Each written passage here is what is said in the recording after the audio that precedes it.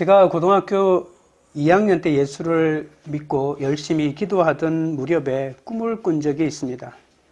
교회 학생들과 함께 있는데 갑자기 동쪽에 있는 산이 폭발하면서 큰 호랑이 한 마리가 산 꼭대기에서 제 앞으로 날아오는 겁니다. 함께 있던 학생들은 다 도망가고 저는 우산을 들고 호랑이가 다른 사람들을 해치지 못하도록 맞서 싸우는 꿈이었습니다. 호랑이는 우산에 몇 번 찔렸지만 계속 공격을 했고 저는 죽기 살기로 그 호랑이에 맞서 싸웠는데 얼마나 싸웠는지 분간할 수는 없는데 어느 순간에 그 호랑이가 사라지고 말았습니다. 꿈이 얼마나 생생했던지 한동안 그 꿈에서 헤어나지 못했습니다. 저는 그 꿈을 영적 전투라고 생각했거든요. 왜냐하면 그 산이 해발 920m 정도가 넘는데 산 이름이 원효산이었습니다. 원효대사가 돌을 닦다가 그곳에서 암자를 짓고 돌을 닦다가 돌을 깨친 산이라고 해서 원효산이라고 불렀는데 또 그 산자락엔 동쪽에 용주사라고 하는 절이 있고 그래서 제가 그쪽 산은 별로 좋아하지 않았거든요. 그래서 제 나름대로 그 산에서 뛰쳐나온 호랑이는 마귀라고 생각했고 그 마귀와 내가 영적 전쟁을 벌였는데 내가 한순간은 물리쳤지만 언젠가는 또다시 나타날 것이라고 생각하고 끝까지 싸워야 이겨야겠다고 하면서 기도를 더 해야 되겠다고 다짐했던 적이 있었습니다. 이 세상엔 우리 눈에 보이지 않는 악한 존재들이 있습니다. 성도들은 그 악한 존재와 늘 영적 전투를 벌이고 있습니다. 내가 인식을 하든 인식하지 못하든 말입니다. 오늘은 그 영적 전투를 어떻게 하면 이기고 우리가 마침내 하나님 앞으로 올라갈 수 있을지에 대해서 살펴보도록 하겠습니다. 하나님 앞으로 올라가는 길은 첫째로 예수님으로 옷 입어야 합니다. 1절입니다. 하늘에 큰 이적이 보이니 해를 옷 입은 한 여자가 있는데 그 발 아래에는 달이 있고 그 머리에는 12별의 관을 썼더라. 해를 옷 입은 한 여자는 머리에 면류관을 썼고 온몸에 해와 달과 별이 둘러싼 그야말로 찬란한 영광이 빛나고 있는 상황이라고 말하고 있습니다. 이 여자는 도대체 누구일까요? 수많은 사람이 이 여자가 누구인지 관심을 가지고 해석하기 시작했는데요. 12별이 있으니까 구약의 12지파를 뜻하고 교회 구약의 공동체를 뜻하는가 보다. 그래서 구약의 신실한 하나님의 백성이다라고 주장하는 사람도 있었고 이건 구약만이 끝나는 것이 아니고 신구약 전체 교회를 뜻한다. 또는 환난 가운데서도 깨어있는 신약 교회를 뜻한다. 이런 다양한 해석이 있었습니다. 그런데 여기에서 중요한 것은 여자가 누구냐라고 하는 것이 아니라 해가 더 중요하다고 하는 겁니다. 해를 옷처럼 입고 있는 사람, 그야말로 한 사람이 해 속에 들어가 있는 것처럼 찬란하게 빛나는 그 해가 무엇이냐라고 하는 것이 더 중요할 수 있다는 거죠. 여자가 누구냐에 집착하면 그 여자를 둘러싸고 있는 이 해를 놓쳐버릴 수가 있거든요. 그 여자는 바로 오늘 본문을 읽어보아서 알겠지만 바로 직접적으로 성경이 말하고 있는 존재는 바로 마리아입니다. 예수님의 어머니 마리아 말입니다. 마리아는 제사장 가문도 아니고 뛰어난 집안도 아니었습니다. 마리아가 어떤 집안 배경을 가졌는지 잘 살펴보려면 이 마리아가 결혼한 요셉이 어떤 집안 사람인지를 살펴보면 알겠죠. 그때는 비슷한 신분을 가진 사람끼리 결혼을 했기 때문입니다. 요셉은 유대인 가운데 가장 천한 직업인 목수 집안이었습니다. 자기만 목수가 아니었고 자기 아버지도 목수였고 아마도 자기 할아버지도 목수일 가능성이 굉장히 많습니다. 갈릴리에서는 배운 지식이 없고 또는 기술이 전혀 없는 사람들은 목수가 되거나 또는 어부가 되었습니다. 요셉은 아버지를 따라 목수가 되었던 것이죠. 그래서 이 마리아가 목수 집안과 결혼한 것을 보면 마리아의 집안도 요셉 집안처럼 별 볼 일 없는 집안인 것을 짐작할 수가 있습니다. 요즘으로 치면 둘 다 흙수저 출신이라고 볼 수가 있겠죠. 그런데 그 마리아가 해를 옷 입고 있다는 것이죠. 해는 어두운 온 세상을 밝혀 구원을 가져다 주는 구원자를 뜻하지 않습니까? 마리아는 구원자 예수를 잉태했습니다. 마리아는 처녀였는데 성령으로 예수를 잉태했죠.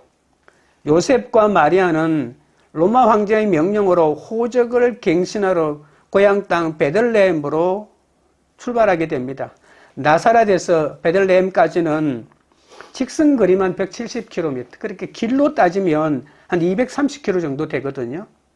군인들이 걸어도 20일이 걸리는 그 길입니다. 그런데 만삭의 아내를 데리고 가는 길이 얼마나 힘들었겠습니까? 임신한 몸으로 너무 먼 길이었지만 로마 정부의 명령이 너무나도 지엄했기 때문에 어쩔 수가 없었던 것입니다. 베들레헴에 이르자 마리아가 진통을 시작합니다. 이스라엘 전국이 동시에 진행하는 호적 족사이기 때문에 고향이 베들레헴, 그러니까 자기 고향이 베들레헴이 아니라도 아버지나 할아버지의 고향이 베들레헴인 사람은 무조건 다 베들레헴으로 몰려온 것이죠. 그러니까 사람들이 얼마나 많았는지 모릅니다. 요셉과 마리아는 산모가 머물 여관 하나 찾을 수가 없었습니다. 간신히 빌린 마국간에서 아이를 낳기로 작정을 하죠. 그 고통이 얼마나 심했는지 애를 쓰며 부러지졌다고 말합니다. 2절을 보겠습니다. 이 여자가 아이를 베어 해산하게 되며 아파서 애를 쓰며 부러졌더라. 잉태하여 부러지는 여자의 처절한 모습은 하나님의 백성들이 그 당시 당하고 있는 힘든 상황을 잘 반영해 주고 있습니다. 여러분, 나라는 로마의 식민 통치로 로마의 압제로 들어가서 얼마나 착취를 당했는지 모릅니다. 그런데 종교도 로마 정부와 결탁을 해서 종교 권력을 휘두르기 때문에 이 종교마저도 그들의 위로가 되어주진 못했고요. 그래서 바리새인들, 서기관들이라고 하는 사람들은 자신들의 안위는 보장받았지만 민중들의 삶은 더 피폐해질 수밖에 없었던 겁니다. 누구도 고통당하는 자들의 눈물을 닦아주지 않는 그 상황에서 그 당시 하층민들이 할 수 있는 것은 간절한 소망으로 구원자 메시아를 기대하는 길밖에는 없었습니다. 하지만 메시아를 기대하면 기대할수록 바람과 같이 허망할 뿐 메시아가 자기 나라에 임할 어떤 징조도 보이지 않았습니다. 여러분은 산모의 진통 같은 고통을 겪은 적이 없습니까? 그것이 육신의 고통이라도, 그것이 마음의 고통이라도, 그것이 정서적인 고통이라도 말입니다. 많은 사람이 이런 고통 속에서 살아갑니다. 고통이 없는 사람이 어디 있겠습니까? 우리는 이런 고통에서 벗어나려고 발부둥을 치지만 한번 어려움 속에 빠진 사람들은 이 세상에 하루하루를 살아가기 때문에 10년 이후를 위해서 뭔가를 준비하거나 돈을 모으거나 뭔가를 대비할 수 있는 힘이 별로 없습니다. 개천에서 용난다는 것도 다 옛날 말이라고 생각하지 않아요. 아이들이 특별하게 내가 가르치지도 않았는데 머리가 좋아서 공부를 좋아서 벼락 출세를 하는 이런 길들이 옛날에는 들어있었는데 요즘은 모두가 어릴 때부터 기가 막힌 선생을 찾아 엄청난 돈으로 과외를 시키기 때문에 그 교육을 받지 않는 아이들은 개천에서 용이 되기는 꿈도 꾸지 못하는 세상이 되었다고 다들 한탄하고 있지 않습니까? 이런 고통 속에서 어떻게 벗어날 수 있겠습니까? 이런 고통에서 빠져나오는 것이 만약에 구원이라면 우리는 어떻게 구원을 얻을 수가 있겠습니까?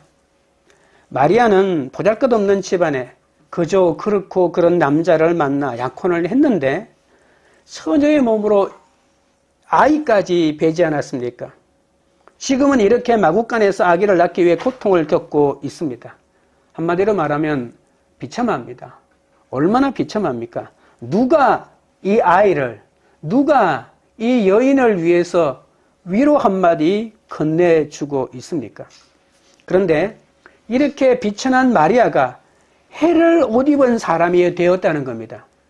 어떻게 했길래 해와 달과 별이 비추는 영광스러운 신분이 될 수 있었을까요? 요한계시록에서 가장 극적인 신분 상승을 한 대표적인 사람들이 바로 24장로들입니다. 24장로는 성경 가운데 요한계시록에만 5번 등장하는 특이한 존재들입니다. 하나님 보좌 앞에 있는 보좌에 앉는 신분 상승이 이들에게는 일어났죠. 하나님의 보좌 앞에 24장로들이 앉는 24개의 보좌가 있단 말입니다. 그들은 흰옷을 입었죠. 죄가 없다는 뜻이고요. 머리에는 금관을 쓰고 있습니다. 하나님에게 인정받았다는 것이죠. 그리고 끊임없이 하나님에게 경배를 드리고 어린 양에게 경배를 드립니다. 여러분, 이들은 7교회, 요한계시록 2장 3장에 나오는 7교회에서 죄에 휩쓸려서 주님을 배신한 사람들입니다. 에베소 교회에서 처음 사랑을 버렸던 사람들입니다. 발람과 니골라당을 따라갔던 사람들입니다. 이세벨의 유혹에 빠져서 절대로 회개하지 않던 그런 사람들입니다. 그들은 살아서나 죽었던 사람이고 차갑지도 않고 뜨겁지도 않았던 미지근한 신앙을 가져서 어떤 변화의 도전을 거부하면서 그냥 이것이 좋으니 이것이 좋으니라고 하면서 타성에 젖었던 그런 사람들입니다. 그런데 이렇게 예수님이 앉으신 보좌 옆에 함께 앉는 사람이 되었단 말입니다. 어떻게? 도대체 이런 24장로가 그렇게 주님을 배신하고 주님을 죽이려던 사람이었는데 어떻게 이렇게 하나님 앞에서 보좌에 앉고 금관을 쓰고 하나님을 찬양하는 그런 사람이 될 수 있었을까요? 가장 더럽고 추악한 자들이었지만 예수님께서 그들의 죄를 덮어주었기 때문입니다. 주님이 직접 그들을 찾아가서 징계하시고 회개하도록 인도하셨기 때문에 하나님의 보좌 앞에 앉는 축복을 받았던 것이죠. 마리아도 이런 24장로와 다를 바 없는 더럽고 추악한 인간에 불과했죠. 육적으로 보면 말할 것도 없거니와 영적으로 보면 말할 필요가 없다는 겁니다. 그런데 이렇게 주님의 은혜를 입어서 존귀한 자가 되었던 것이죠. 하찮은 우리도 이렇게 주님의 은혜를 입으면 존귀한 자가 될 수 있습니다. 마리아든 24장로든 우리든 하나님의 은혜로 이렇게 존귀한 자가 될 수 있다는 겁니다. 마리아는 처녀의 몸으로 예수님을 낳겠다는 생각을 한 적이 없습니다. 왜냐하면 마리아도 율법과 계명을 지켜서 구원을 얻는다는 것을 배웠잖아요. 그래서 만약에 처녀가 아이를 낳으면 동네 사람들에게, 그것도 친정집 대문 앞에서 돌에 맞아 죽는다는 것을 너무나도 잘 알았습니다. 어쩌면 그런 모습을 많이 보았는지도 모릅니다.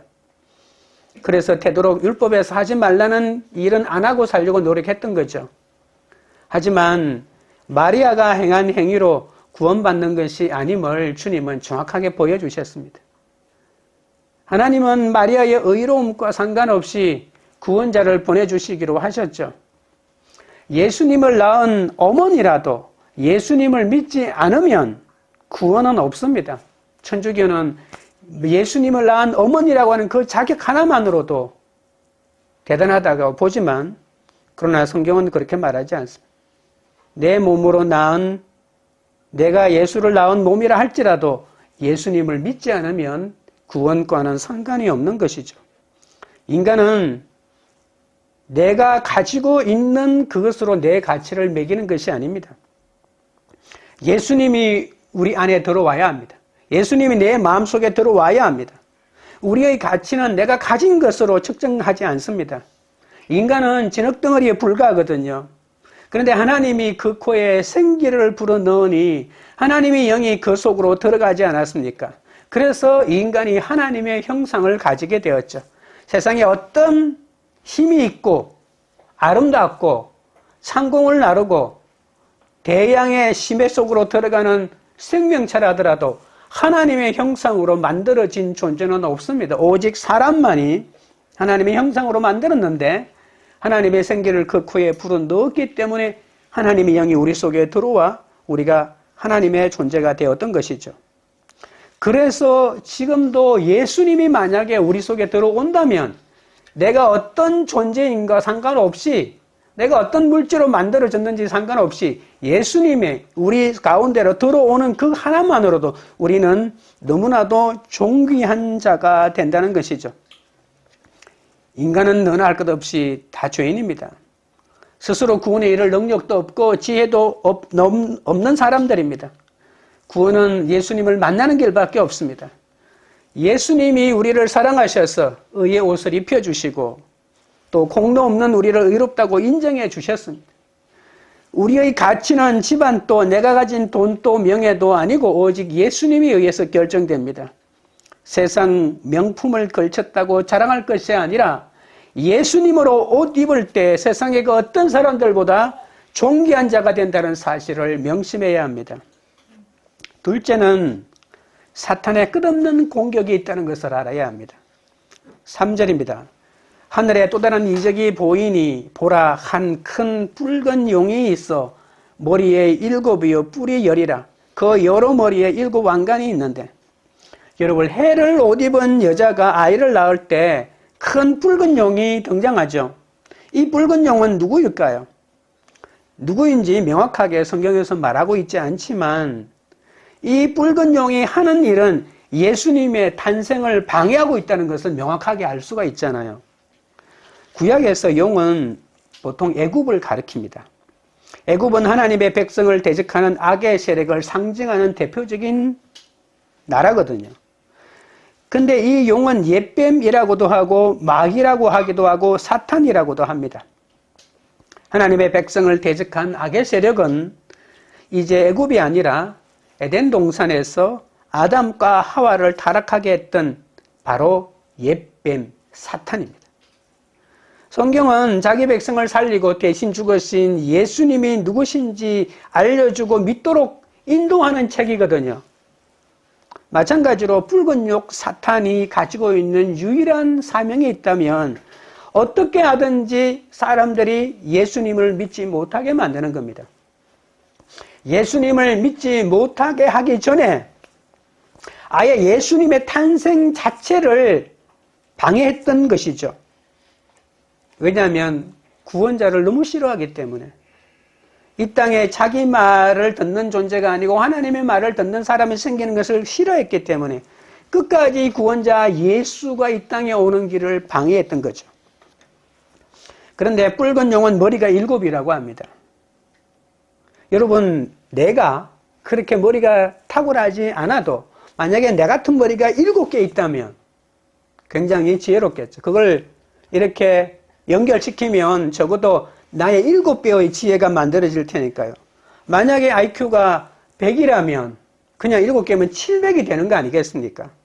그러니까 머리가 7이라고 하는 말은 엄청난 지혜를 가지고 있다는 뜻입니다.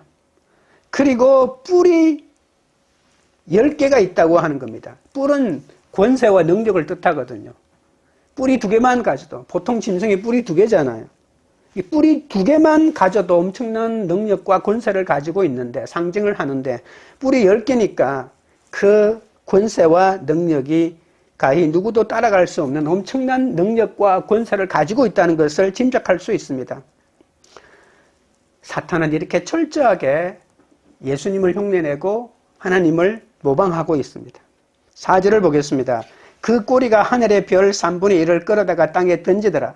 용이 해산하려는 여자 앞에서 그가 해산하면 그 아이를 삼키고자 하더니, 큰 능력을 가진 용은 해산하려는 여자 앞에서 아이가 태어나면 아이를 삼키려고 준비하고 있죠. 여러분, 사탄은 마리아가 아기를 낳는 가장 고통스러운 순간에 공격합니다. 여러분, 여인이 아이를 낳는 순간보다 무방비한 상태가 어디에 있겠습니까? 사람뿐만이 아니고 어떤 짐승이라도 아이를 낳는 그 순간에는 어떤 방어도, 어떤 공격도 아무것도 할 수가 없습니다. 그런데 사탄은 그 순간에 공격하는 겁니다. 여러분, 사탄은 우리의 가장 연약한 부분을 헤집고 들어옵니다. 내가 가장 약한 그 부분, 내가 가장 넘어지기 쉬울 때 그 순간에 사탄은 내 마음속으로 들어와서 나를 공격하고 나를 유혹합니다. 가장 힘든 상황이 내가 언제인지 정확하게 알고 있습니다. 내가 어떤 말에 넘어지는지 정확하게 알고 있습니다. 내가 어떤 말을 들으면 못 참는지 정확하게 알고 있습니다. 정확하게 그 틈을 비집고 들어와 예리한 칼로 나를 찌르고 공격하는 겁니다. 그러니 여러분, 우리도 다른 사람과 싸울 때 다른 사람을 미치게 만들기 위해서 그 사람의 가장 큰 약점을 파고들지 않습니까? 그래서 가족끼리 싸울 때 재산 분쟁이나 이런 분쟁이 일어날 때 그 고통이 어마어마한 겁니다. 그 사람이 가지고 있는 약점을 가지고 공격하기 때문에 그렇습니다. 사탄은 우리와 비교할 수 없는 지혜와 권세를 가지고 있다고 하지 않았습니까? 그러니 우리는 사탄을 막아낼 재간이 없습니다. 아니, 7이고 머리가 7이고 내 지혜의 7배고 권세가 내가 가진 권세의 적어도 5배는 넘는데 이 어마어마한 권세와 지혜를 가지고 나를 파고드는데 나를 넘어뜨릴 것만 바라보고 있고 생각하고 있는데 어찌 내가 그 사탄의 권세를 당해서 막아낼 수가 있겠습니까? 용은 꼬리의 별 3분의 1을 끌어다가 땅에 던진다고 말하고 있습니다. 용은 꼬리로 공격한다는 겁니다. 여러분, 사람은 싸울 때 먼저 그냥 선빵을 날리라고 하지 않습니까? 내가 가지고 있는 주먹으로, 내 주먹은 그 사람도 볼 수 있죠. 내가 주먹을 쥐고 있으면 그 사람도 주먹이 있고 볼 수 있습니다. 먼저 머리를 치든지 얼굴을 치든지 복부를 가격하든지 먼저 공격을 하면 이길 수 있다라고 이렇게 말을 하잖아요. 그런데 용은 앞은 얼굴은 하나도 변하지 않습니다. 편안한 얼굴을 하고 있는데 뒤에 꼬리로 공격한다는 겁니다. 누구도 예상하지 못했던. 그러니까 누구도 예상하지 못한 꼬리로 공격하기 때문에 그냥 넋놓고 있다가 당한다는 사실입니다. 너무나도 은밀하게, 너무나도 자기 정체를 숨기면서 한 방에 공격을 하는데, 여러분, 하늘에 있는 별을 공격한다고 했는데, 여러분, 이 하늘에 있는 별을 공격하는 게 사탄의 주 공격이 아닙니다. 여러분, 본문을 잘 읽어보시면 하늘의 별을 3분의 1을 가지고 땅에 던지지 않습니까? 그러면 무엇을 공격하는 겁니까? 하늘에 있는 별은 공격 무기에 불과합니다. 공격당하는 대상은 바로 땅이라는 겁니다. 땅이 공격 대상입니다. 사탄은 여러분 은밀하게 공격하지만 허술하게 공격하지 않습니다.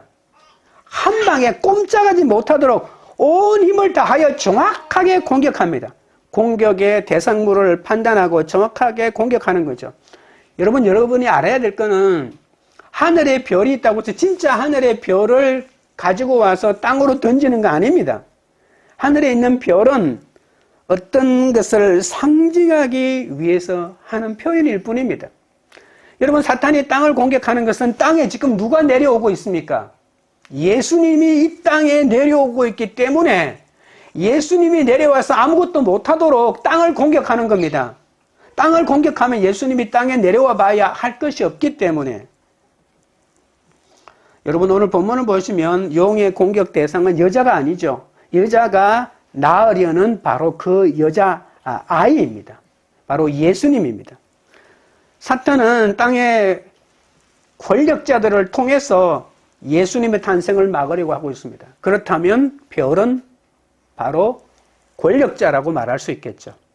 이 땅의 권력자들이 바로, 이 땅의 왕들이, 이 땅의 군대를 움직일 수 있는 사람들이 바로 별들이라고 하는 겁니다. 여러분, 사탄은 은밀하게 권력을 동원하여 이 땅에 하나님의 사람들을 무너뜨리려고 하고 있다는 것입니다.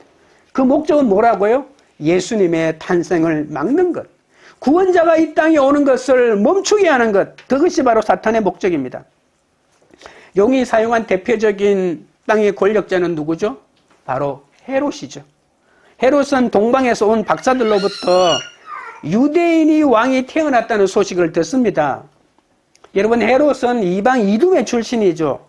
여러분, 유대인이 왕이 되려면 유대 12지파 가운데 한 사람이어야 합니다. 근데 이두메 출신임에도 불구하고 로마 황제가 있는 로마에 가서 얼마나 많은 공을 들이고 거기에 뒷돈을 댔는지 모릅니다. 그래서 천신만고 끝에 유대의 왕으로 임명하노라 라고 하는 그 소리 하나 듣고 유다에 와서 왕노로 살고 있는 거죠.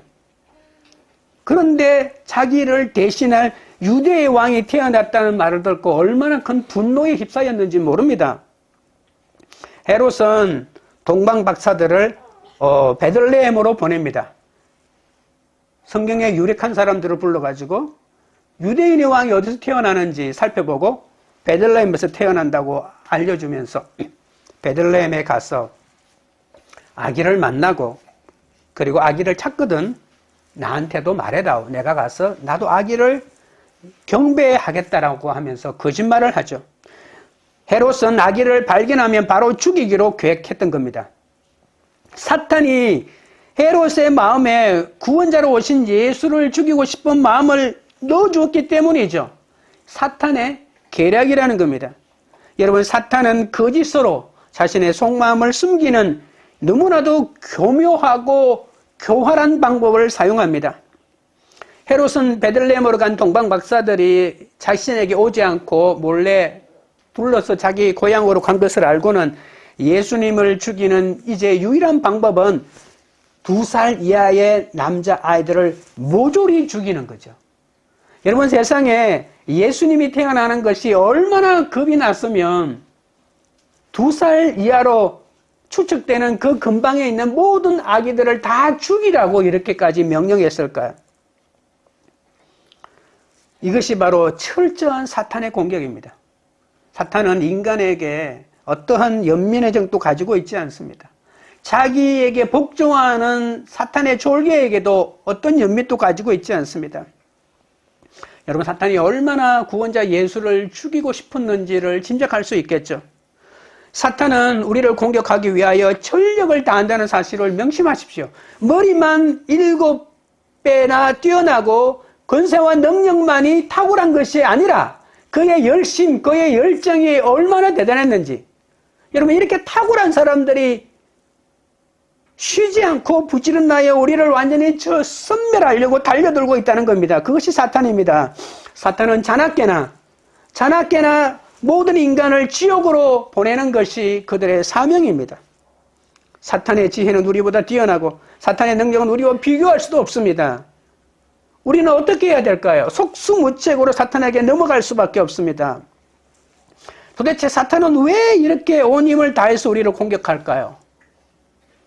땅에 거하는 자들은 이미 사탄에 속했죠. 그들에게 공격할 필요도 없습니다. 땅에 있는 사람들은 그저 땅에 취해가지고 잘 먹고 잘 살고 땅의 논리 속에 거하도록 만들어 놓았습니다. 문제는 뭡니까? 바로 성도들입니다. 하나님의 사람들. 남아있는 성도들. 이 사람들만 사탄이 무너뜨리면 그냥 이 모든 세상은 자신의 손아귀에 다 들어오는 겁니다. 여러분, 세상에 많은 거대한 종교가 나타났지만 그 종교의 지도자들을 꿰어서 넘어가서 다 타락하게 만들었죠. 천주교마저도 이 거대한 사탄의 권력 아래 굴복했기 때문에 하나님이 새로운 종교를 개혁해서 우리 가운데 새로운 구원의 길을 제시하지 않았습니까? 여러분, 사탄은 우는 사자처럼 성도를 삼키기 위해서 지금도 땅의 권력을 사용하여 우리를 공격하고 있다는 사실을 명심하십시오. 지금도 사탄은 예수의 구원 사역을 방해하기 위해서 교회와 성도를 공격하고 있다는 사실입니다. 우리가 하나님 앞에 영적인 진정한 승리를 거두기 위해서는 사탄은 잠시도 쉬지 않고 그 큰 능력으로 우리를 공격하고 있다는 사실을 우리가 경계해야 된다는 사실입니다. 우리가 경계해야 되겠지만 우리가 잊지 말아야 하는 것은 우리에게는 예수님이 계시다는 겁니다. 우리는 마리아처럼 아무 지혜도 없고 권력과 권세도 없지만 예수님께서 머리부터 발끝까지 보호해 주셔서 반드시 승리하게 하십니다. 머리부터 발끝까지 완전한 주님의 영광의 광채로 둘러싸 지키신다는 겁니다. 여러분, 셋째는 광야에서 양육받도록 피할 길을 주십니다. 5절입니다. 여자가 아들을 낳으니 이는 장차 철장으로 만국을 다스릴 남자라. 그 아이를 하나님 앞과 그 보좌 앞으로 올라가더라. 사탄의 끈질긴 방해에도 여자는 철장으로 만국을 다스릴 메시아 예수님을 낳습니다. 여러분, 철장은 바로 쇠로 만든 쇠지팡이죠. 쇠로 만든 지팡이는 강력한 통수권을 의미합니다.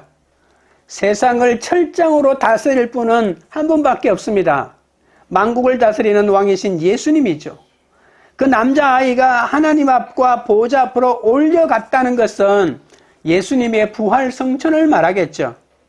예수님이 십자가 위에서 죄인의 누명을 쓰고 죽으면 그냥 끝장날 줄로 알았는데 예수님은 부활하시고 성천하셔서 하나님 보좌 앞으로 올라가셨습니다. 마가복음 16장 19절에 주 예수께서 말씀을 마치신 후에 하늘로 올려지사 하나님 우편에 앉으시니라고 말씀하고 있습니다. 사탄은 예수님의 탄생부터 죽으심까지 줄곧 공격의 고삐를 한 번도 늦추지 않았지만 모든 공격은 실패하고 예수님은 하늘로, 하나님 앞으로, 하나님의 보좌 앞으로 올라가고 말았습니다. 예수님의 성천은 사탄의 공격에 대한 완전한 승리를 말합니다. 예수님을 믿는 성도와 교회는 이 사탄에 대하여 영원한 승리를 얻게 될 것이라는 것을 잘 표본으로 보여주고 있는 것이죠. 6절입니다. 그 여자가 광야로 도망하며 거기서 1260일 동안 그를 양육하기 위하여 하나님께서 예비하신 곳이 있더라.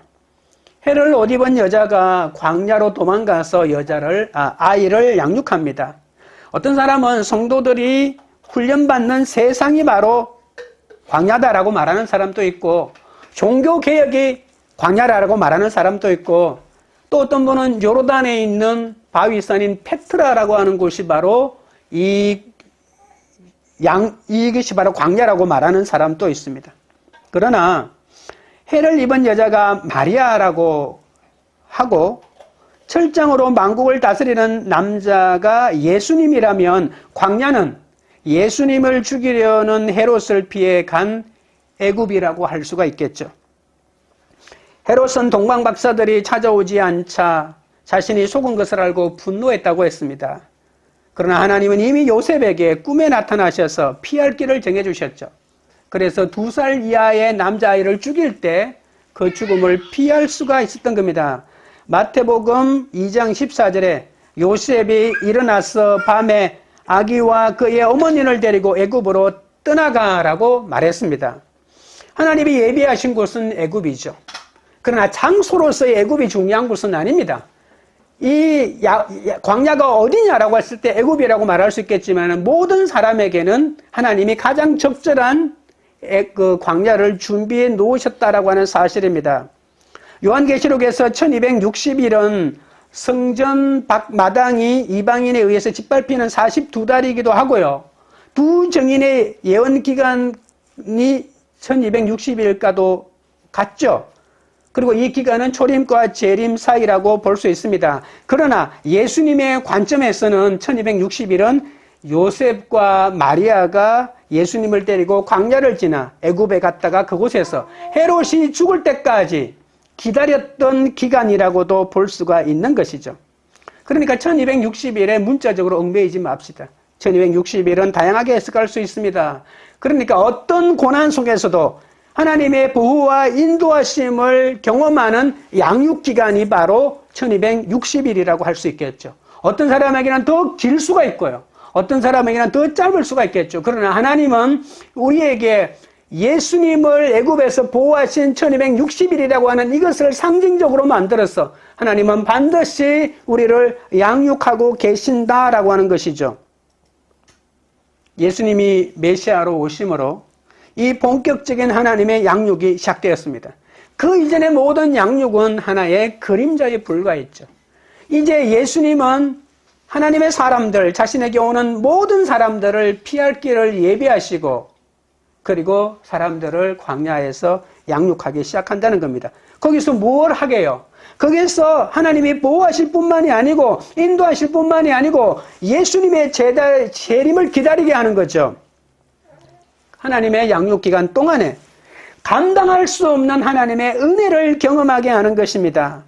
구약에서요, 이 하나님의 양육은 이스라엘 백성들이 출애굽의 과정에서 광야에서 경험하게 했습니다. 광야는 사람이 살 수 없는 죽음의 땅이라고 알려졌잖아요. 그런데 죽음의 땅이 아니고 하나님의 인도와 임재가 충만한 곳이죠. 출애굽 때 하나님이 어디 있지라고 하면 어떻게 대답할래요? 광야에 있다라고 말하는 것이 정답 아닐까요?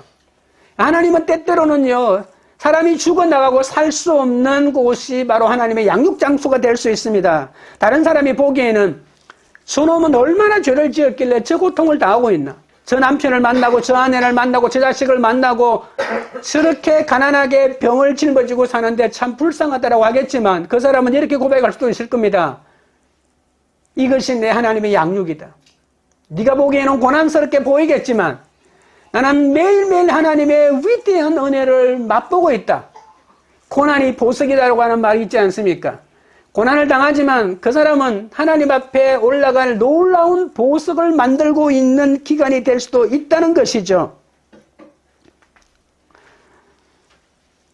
여러분, 이 세상에서 가장 안전한 곳이 하나님에 있는 광야였다는 사실을 잊지 마십시오. 또 그 광야는 가나안으로 가기 위하여 척박한 환경에서 매일 하나님만 바라보고 믿음의 투쟁을 배우는 곳입니다. 환경이 척박하기 때문에 하나님만 바라봐야 되고 내가 농사에서 얻을 수 있는 환경이 아니기 때문에 주님이 주시는 만나만 기다려야 하고 그리고 만나를 기다리러 수확하러 가지 않는 안식일에는 하나님이 2배를 미리 주셔서 하나님만 바라보게 하시는 것. 그래서 그곳이 하나님의 양육하는 위대한 장소라는 겁니다. 신명기 8장 2절에서 4절에 이렇게 말합니다. 내 하나님 여호와께서 이 40년 동안에 내게 광야길을 걷게 하신 것을 기억하라. 이는 너를 낮추시며 너를 시험하사 내 마음이 어떠한지 그 명령을 지키는지 지키지 않는지 알려 하심이라. 너를 낮추시며 너를 줄이게 하시며 또 너도 알지 못하며 내 자손들도 알지 못하던 만나를 내게 먹이신 것은 사람이 떡으로만 사는 것이 아니요 여호와의 입에서 나오는 모든 말씀으로 사는 줄을 내가 알게 하려 하심이니라. 이 40년 동안에 내 의복이 헤어지지 아니하였고 내 발이 부르트지 아니하였느니라. 여러분, 하나님은 이 광야를 양육장소로 택했다는 사실을 원망하지 마십시오. 여러분, 사탄이 공격이 없는 곳에서는 양육이 일어나지 않습니다. 사탄으로부터 완전히 막아주는 곳이 양육장소가 아닙니다. 사탄의 공격도 있고 하나님의 보호하심도 있는 곳이어야만 합니다. 그래서요, 너무나도 편안한 에덴 동산은 절대로 양육장소가 될 수 없습니다. 에덴에서 사람의 신앙이 성장할 수가 없습니다. 믿음이 성장하려면 사탄의 공격이 있는 이 광야에서 오직 하나님만 바라볼 때 믿음의 성장이 일어나는 것이죠. 그러니까 광야야말로 하나님의 양육을 받으며 영적 전투를 치를 수 있는 최고의 준비를 하는 최적의 장소라는 사실입니다. 하나님은 만나와 함께 말씀을 공급하셔서 이스라엘 백성을 영과 육으로 양육하셨던 것과 마찬가지로 지금 우리도 그렇게 내가 살고 있는 삶의 형편에서 하나님의 양육장소를 만드시고 양육기관을 만드시고 그것이 광야라 할지라도 하나님은 보호하시고 인도하셔서 하나님의 은혜와 보호를 깨닫게 하신다는 사실입니다. 하늘별 3분의 1을 땅에 던질 힘으로 살기 등등한 용을 피해서 광야로 도망한 여인은 하나님이 온전히 양육해 주셨던 것처럼 하나님 품으로 피하는 자는 이 하나님의 보호를 받는 것임을 명심하십시오. 우리를 향한 사탄의 공격은 너무나도 거세고 험악해집니다. 대양의 파도가 끊임없이 해안으로 밀려오듯이 내 삶 가운데 여러분 생각해 보십시오. 한 번도 편안했던 적이 있던가? 이 문제를 해결하고 난 다음에 나는 이제 되었다 좀 쉬자 이런 적이 있었습니까? 끊임없이 사탄이 공격하기 때문에 그 사탄의 공격에 일일이 맞서는 것이 얼마나 위험하고 힘든지 모릅니다. 때로는 잠시 피하십시오. 도망이 아닙니다. 잠시 피하셔서 그 공격의 일선에서 뒤로 물러나셔서 하나님의 양육장소인 이 광야로 피하십시오. 그곳에 가면 하나님의 당신의 사랑하는 자녀를 위해서 마련해 놓은 이 양육장소가 있다는 사실입니다.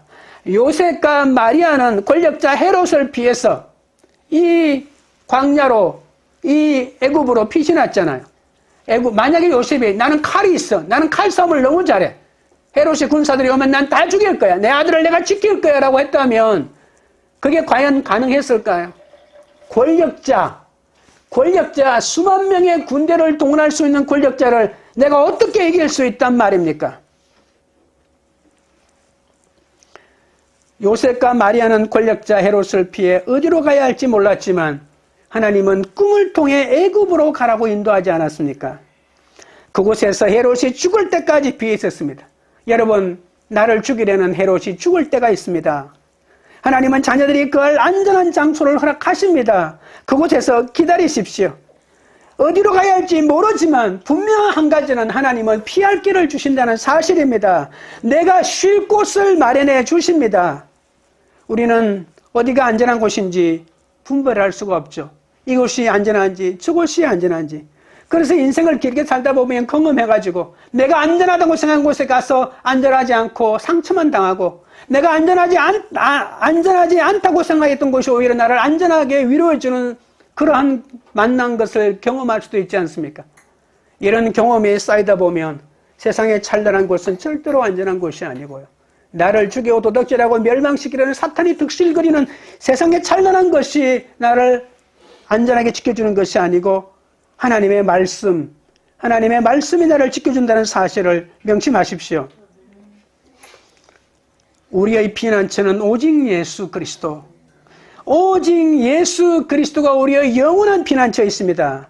우리의 영원한 보호자이신 예수님만 따라갈 때 우리는 영원한 그분의 보호를 받을 수가 있음을 명심하시기 바랍니다. 말씀을 맺겠습니다. 하나님 앞으로 올라가는 길은 예수님으로 옷 입어야 합니다. 하나님 앞으로 올라가는 길은 사탄의 끝없는 공격이 있음을 알고 늘 경계해야 합니다. 하나님 앞으로 올라가는 길은 광야에서 피할 길을 주셔서 그곳에서 양육하게 하시는 주님임을 알아야 합니다. 모든 길이 막혔어도 예수님은 길을 내시고 피할 길을 허락하십니다.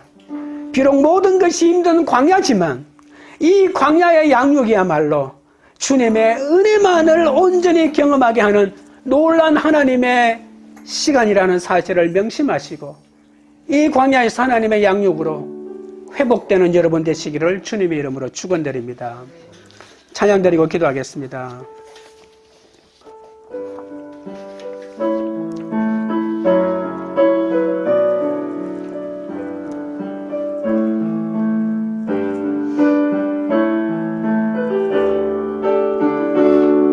모든 이름 위에 뛰어난 이름 예수는 주 예수는 주 모든 무릎 꿇고 경배를 드리세 예수는 만유의 주님 모든 이름 위에 뛰어난 이름 예수는 주 예수는 주 모든 무릎 꿇고 경배를 드리세 예수는 만유의 주님 예수는 주 예수는 주 온 천하 만물을 얼어 그 보좌 영광을 돌리세 예수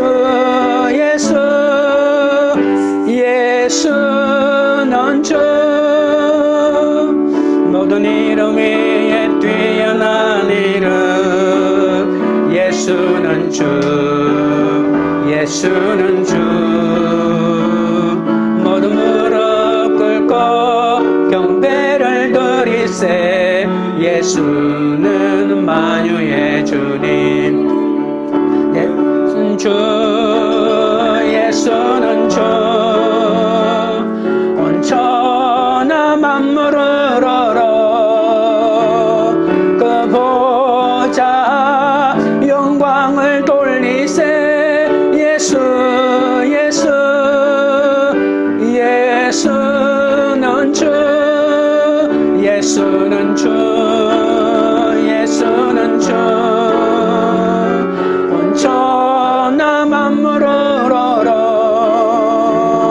그 보좌 영광을 돌리세. 예수, 예수, 예수는 주, 예수는 주, 예수는 주. 온 천하 만물을 얼어 그 보좌 영광을 돌리세. 예수, 예수, 예수는 주, 예수는 주, 예수는 주. 온 천하 만물을 얼어 그 보좌 영광을 돌리세. 예수, 예수, 예수는 주.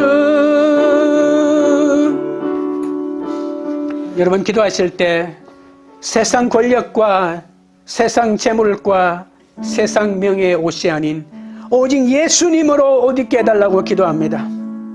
용이 이 땅의 권력자들을 동원하여 내가 예수를 못 믿도록 협박하고, 용이 세상의 재물을 통하여 나로 하여금 예수를 버리도록 협박하고, 예수가 왕이 아닌 자신이 왕이라고 큰소리치는 사탄의 발 아래 무릎 꿇고 자신에게 빌면 이 모든 세상을 내게 주겠다고 협박해도 우리를 넘어뜨리기 위하여 교묘하고 교활한 방법으로 온 힘을 다하여도 절대로 넘어지지 않고 주님만 바라보게 해달라고 기도하겠습니다.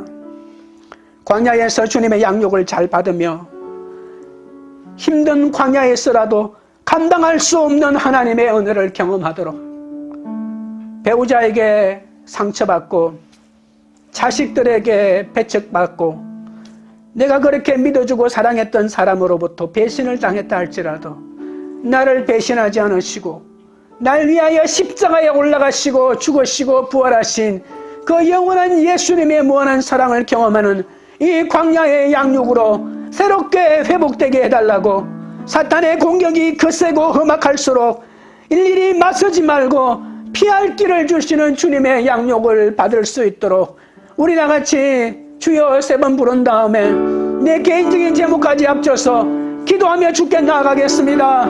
주여, 주여, 주여. 거룩하신 하나님 우리 아버지여, 세상 권력과 세상의 재물과 세상의 명예의 옷을 담은 저를 용서하여 주시옵소서. 그들이 나를 구원의 길로 인도하는 것이 아니라, 그들이 나의 메시아가 아니라 예수님이 나의 메시아임을 고백합니다. 이 땅에 천한 몸으로 이 땅에 오셔서 십자가에 달리시고 죽으신 그 예수님이 나의 구원자임을 고백하오니 그 예수님으로 옷 입을 수 있도록 내 아버지 하나님이여 인도하여 주시고 내 아버지 하나님이여 붙들어 주시옵기 바라옵나이다.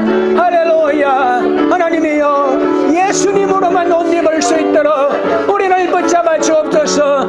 예수의 보혈로 우리를 덮어 주옵소서.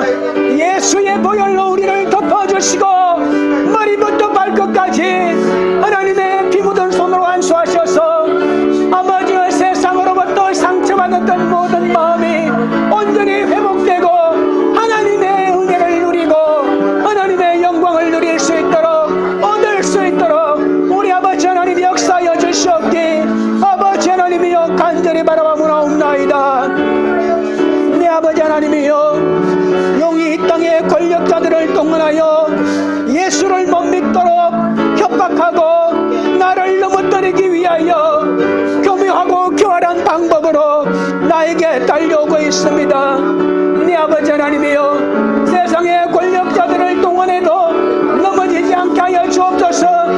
세상의 재물을 동원하여도 넘어가지 않게 하여 주시고, 세상의 명예를 가지고 나를 유혹해도 넘어가지 않도록 하나님 붙들어 주시옵기 바라옵나이다. 바라보나옵나이다. 주님만을 바라보게 하여 주옵소서. 내 아버지 하나님이여, 사탄의 끝없는 공격을 막아 주옵소서. 저들의 빈틈없는 공격을 막아 주옵소서.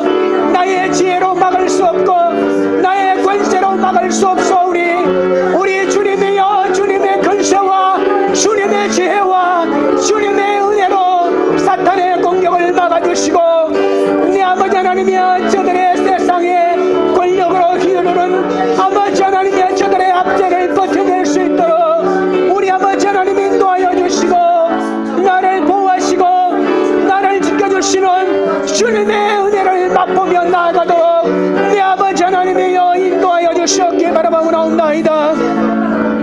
광야에서 주님의 양육을 잘 받기 원합니다. 나를 양육하려면 편안하고 좋은 것으로 인도하고 왕궁으로 인도해야 된다고 소리쳤지만, 광야야말로 내 영이 성장하는 곳입니다. 광야야말로 내가 하나님을 바라보는 시간입니다. 내 아버지 하나님이여, 이 광야에서 아버지여, 사탄이 공격을 하는 하나님의 보석이 바로 하나님 아버지여, 하나님의 최고의 양육의 장소임을 깨닫게 하여 주시옵소서. 내 아버지 하나님이여, 이 양육 가운데에서 감당할 수 있는 하나님의 은혜를 맛보게 하여 주옵소서. 아버지 하나님이여, 세상에 사탄의 공격이 너무 거세고 사탄의 공격이 너무 아버지 하나님이여 너무 험악하여 대항할 수 없어 이곳에 왔습니다. 하나님이 피할 길을 주시니 감사합니다. 아버지 하나님이여, 피할 길을 주옵소서. 아버지 하나님이여, 세상 정욕의 힘에 아버지 하나님이 쏟아질 때 피할 길을 주옵소서. 물질의 어려움을 당할 때 피할 길을 허락하여 주시옵소서. 아버지 하나님이여, 사랑하는 사람들로부터 상처받았을 때 피할 길을 주시옵소서. 피할 길을 주시옵소서. 피할 길을 주셔서 피하게 하시고, 우리가 어떻게 사탄과 맞설 수가 있겠습니까? 사탄의 무자비한 공격에 어떻게 맞설 수가 있겠습니까?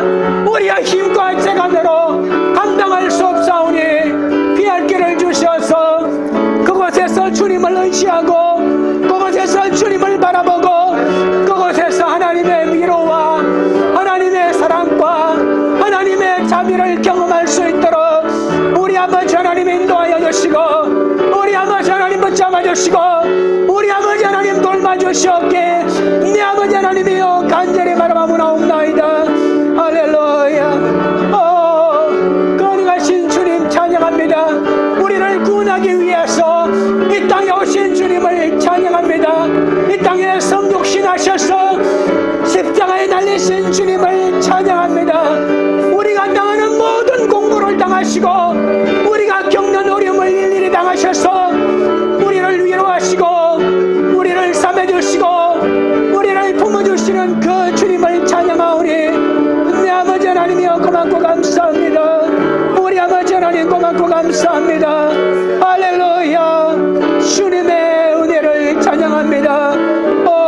영원하신 우리 아버지 하나님이여, 주님을 찬양하고 고맙고 감사합니다. 예수는 주, 예수는 주, 온천하 만물을 얼어 그 보좌 영광을 돌리세.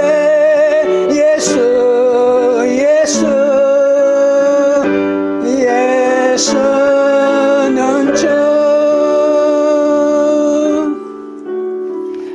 하나님 아버지여, 저는 예수님으로 옷 입은 자로 구원을 얻었음에도 때때로 세상 권력의 옷과 명예의 옷과 성경의 옷을 입으려고 할 때가 많았습니다. 용서하여 주시옵소서. 세상이 주는 화려한 옷이 얼마나 허망한 옷인지 깨닫게 하여 주시옵소서.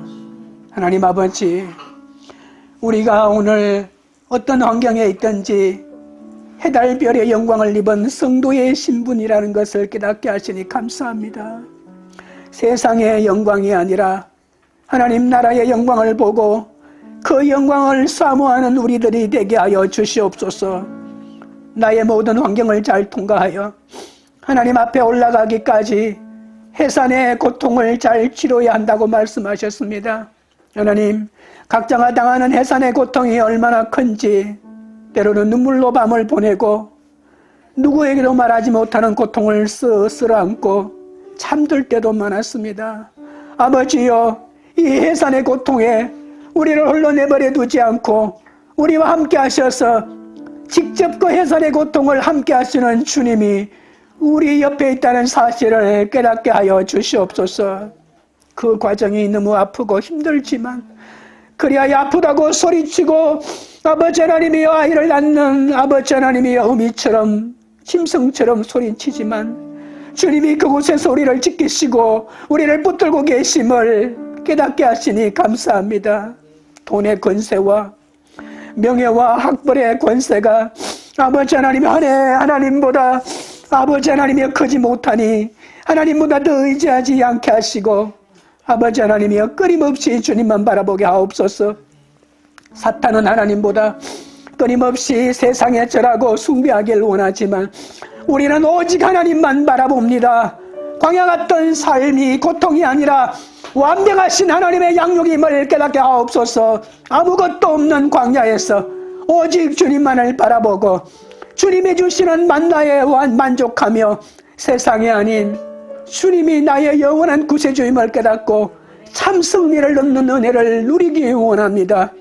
광교리들 교회가 해산의 고통을 잘 치러내어 해달별의 영광을 입은 그리스도의 신분으로 살아가는 영적 공동체가 되게 하옵소서. 각자의 광야 같은 환경이 하나님의 지키시는 곳이 되어 이적을 창출해내는 하나님의 사람들로 삼아 주시옵소서. 예수님의 이름으로 기도드리옵나이다. 아멘.